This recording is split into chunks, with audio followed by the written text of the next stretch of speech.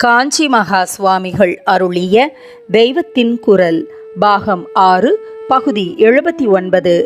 அழகு ரசனையே அதற்கு பலனும். சிவானந்த வெள்ளம் பரமேஸ்வரனின் சரித்திரத்திலிருந்து உண்டாயிற்று.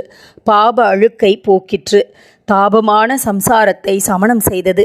சித்த மடுவில் வந்து நிறைந்தது என்றெல்லாம் சிவானந்த லகரியில் சொன்ன மாதிரி சௌந்தரிய லகரியை பற்றி இந்த பதப்பிரயோகம் செய்துள்ள 44ஆம் ஸ்லோகத்தில் ஒன்றுமே சொல்லவில்லை.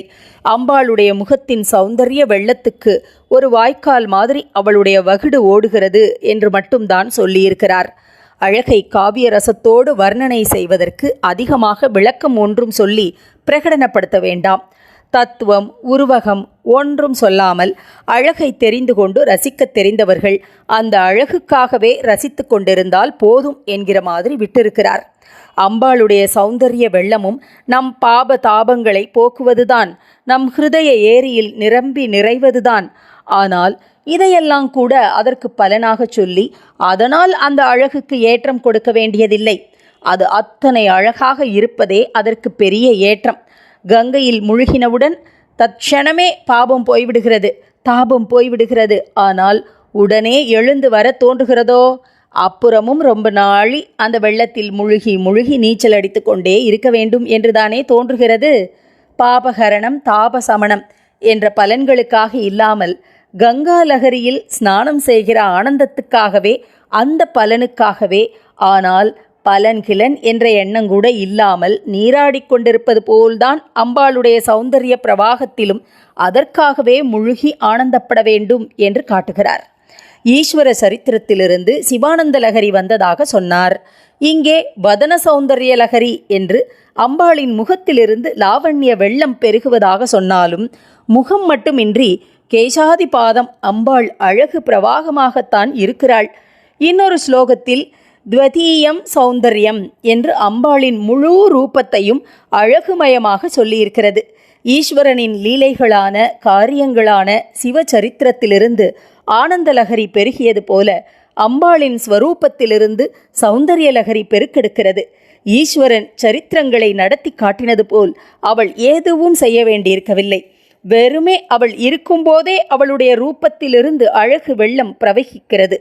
ஈஸ்வரனுடைய அநேக லீலைகளை சிவானந்த லகரியில் சொல்லியிருப்பது போல இங்கே அம்பாளின் பண்டாசுரவதம் முதலான ஒரு சரித்திரத்தையும் சொல்லாமல் அவளுடைய ஸ்வரூபத்தை மட்டும் சித்திரமாக வடித்து கொடுத்து இதுவே பேரானந்தம் என்று பண்ணிவிட்டார். இதிலே உள்ள ஸ்வரூப வர்ணனை மாதிரி அதில் ஈஸ்வரனை அங்கமாக வர்ணிக்கவில்லை. ஒவ்வொன்றில் ஒவ்வொரு டெக்னிக்கை கையாண்டிருக்கிறார். அவயங்களை வரிசையாக வர்ணிப்பதில் புருஷ தெய்வங்களுக்கு ஒரு கிரமம், ஸ்திரீ தெய்வங்களுக்கு வேறே கிரமம். புருஷ தெய்வங்களை பாதத்திலிருந்து ஆரம்பித்து மேல் வரிசையில் கணுக்கால் முழங்கால் என்று சிகை வரை வர்ணிக்கணும். பாதாதி கேசாந்தம், ஆபாத மஸ்தகம், நகசிகா பர்யந்தம் என்றெல்லாம் சொல்வது இந்த கிரமத்தை தான். ஸ்திரீ தேவதையானால் இதை மாற்றி கேசபாரத்தில் ஆரம்பித்து நெற்றி கண் என்று கீழ்வரிசையில் பாதம் வரை கொண்டு வந்து முடிக்க வேண்டும். இதற்கு கேசாதி பாதாந்தம் என்று பெயர். லலிதா சகஸ்ரநாம ஆரம்ப பாகத்தில் இப்படியே வர்ணனை வருகிறது.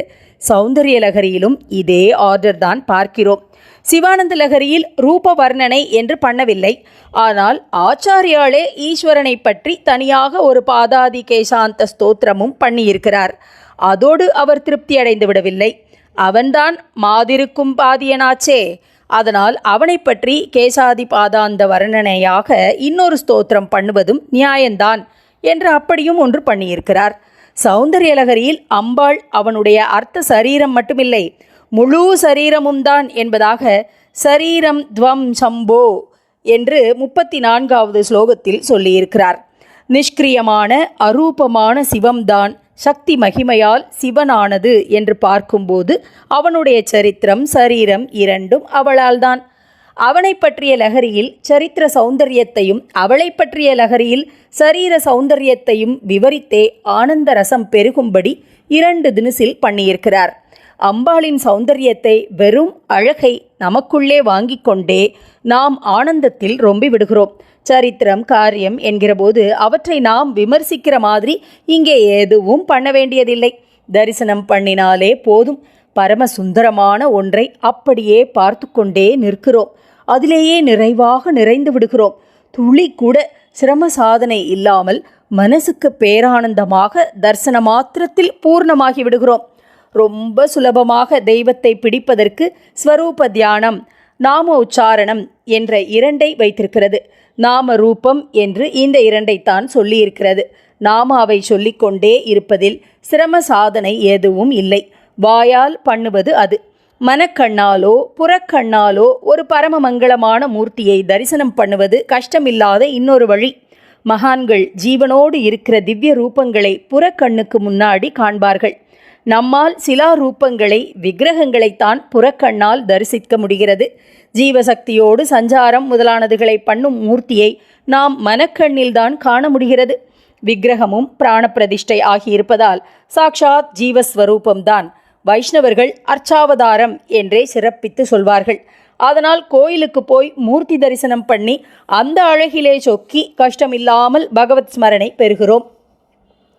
நாம மகாத்மியம் என்று எத்தனையோ சொல்லியிருந்தாலும் அது கூட சாமான்யமாக நாம் இருக்கப்பட்ட நிலையில் ஒரு ரூபத்தோடு சேர்த்து சொன்னால்தான் மனசை இன்புறுத்தி இழுத்து பிடித்து நிறுத்துகிறது.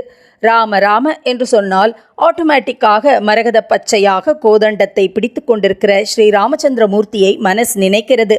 அந்த ரூபத்தோடு சேர்க்காமல் நாமாவை மட்டும் சொன்னால் வரட்டு வரட்டு என்றுதான் சாதாரண ஜனங்களுக்கு தோன்றும். நாம ஜபம் முறையாக பண்ணுகிற போதும் தியான ஸ்லோகம் சொல்லி ரூபத்தை நன்றாக மனசுக்குள் நிறுத்தி கொள்ள சொல்லியிருக்கிறது. ரூபத்தை பார்ப்பது என்பதை விட நாமாவை சொல்கிறது என்கிறதில் நம் பிரயாசை ஜாஸ்தியாக தோன்றுகிறது.